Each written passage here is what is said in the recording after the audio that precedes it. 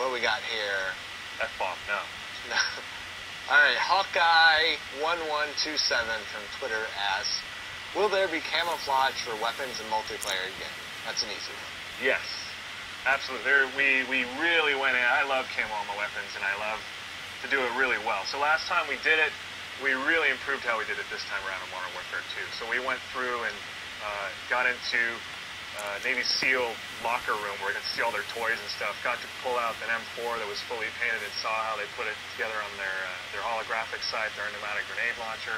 We took all that back into the office and really worked it out and gave each weapon its own specific paint style. We went with a two-tone pattern. I'm going super detailed with this right now when I don't have to. Yes, they're awesome camo jobs, and you can unlock them in multiplayer. Yeah, there's a bunch. You can check challenges, see what you have to do. It'll tell you the order. So it'll be like, 50 headshots get you this, so headshots get you this, and see what it takes to get to your favorite camo scheme. SSB Master says, do shotgun and grenade launcher attachments replace secondaries? It's the first part of the question.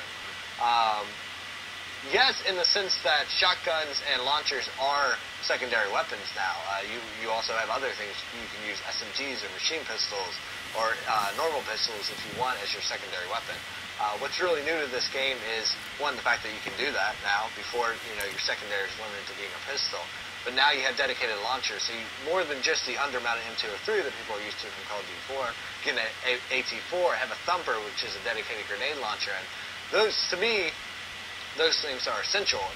In my creative class, I always have a launcher, typically an AT4, because we have so many new kill streaks in this game, and you can shoot them down. So if somebody calls in a UAV, it's a physical UAV that you can aim on and shoot down, and then it's gone. So I always like to be the guy who's doing that, calling them out, because some challenges, some perks for challenges actually require that to unlock the pro version.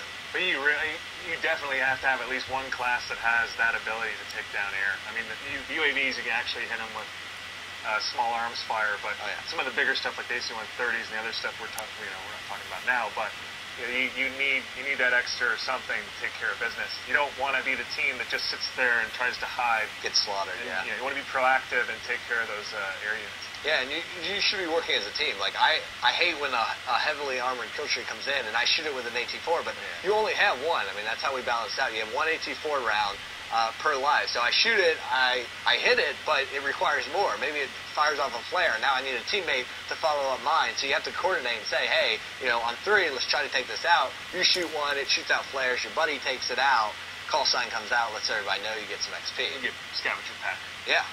You get XP. In the rocket. You get XP also. But it definitely helps. Down it definitely helps to have other people helping you out. If you've got 2 people taking pot shots at it and taking care of it, then it's so much better. Let's see.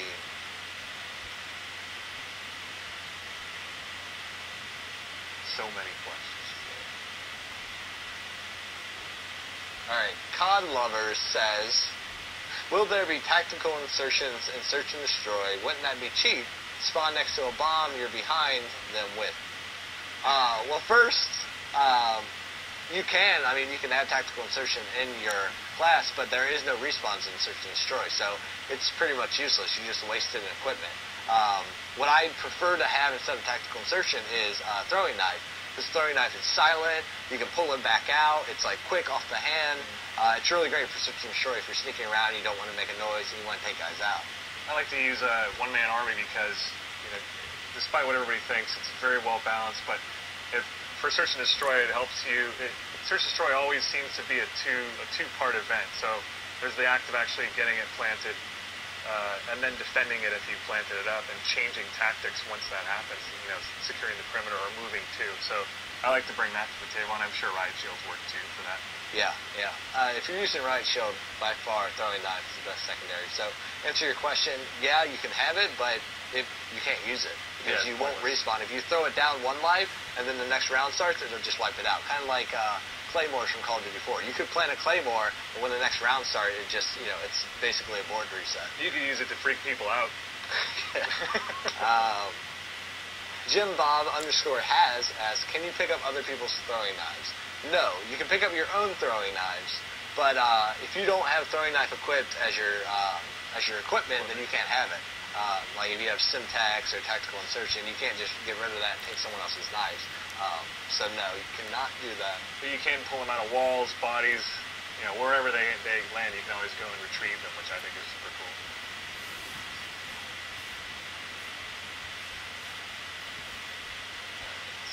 I Am Not Your Father asks, can you release how many prestige modes there are? Also, can you tell us if there's going to be more than 5 classes? Prestige mode, we can't tell you. I mean, we want that to be a complete surprise. If you're going to go through the dedication and unlock each prestige, we want you to have the joy of discovering that yourself. So the big difference this time is we actually reward you each time you prestige, and especially when you hit the max prestige. So there is a benefit to doing that. And it's a big one in my point of view because it really impacts how you play the game. And even when you get to that in-game point, there's so much more to unlock that is only available, like challenges and call signs and things that you can only get when you're that high a level. You can't keep call signs after you prestige, I think is great because it's nice to retain something through your prestige modes. Yeah, I know a lot of people have been asking me that on Twitter, especially like, hey, what gets reset and what doesn't reset? Because, you typically lose everything. Call sign is one of those things. You earned it. You get to keep the bragging rights even when you've gotten the prestige. Yeah, you get to hang on to something. All right.